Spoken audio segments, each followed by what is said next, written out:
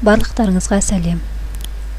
Түркияның оңтүстік-шығысында Сирия мен шекара маңында шойқын жер сілкінісі болды.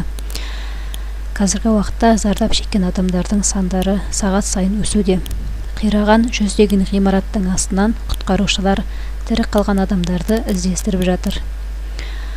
Еуропа жерорта теңізі сейсмология орталығының мәліметіне қарағанда, жер сілкінісінің ошағы 1 миллионнан астам тұрғыны бар Газиантеп қаласының маңына таяу 10 шақырым тереңдікте болған.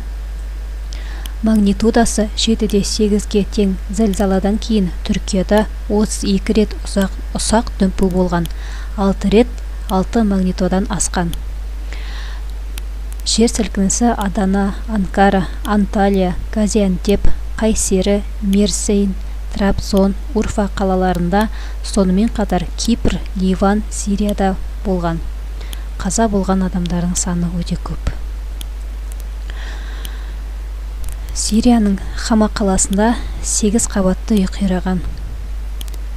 Куәгерлердің сөзінше, Дамаскіде және Ливанның Бейрут пен Триполи қалаларында адамдар үйлерінен қашып шыққан.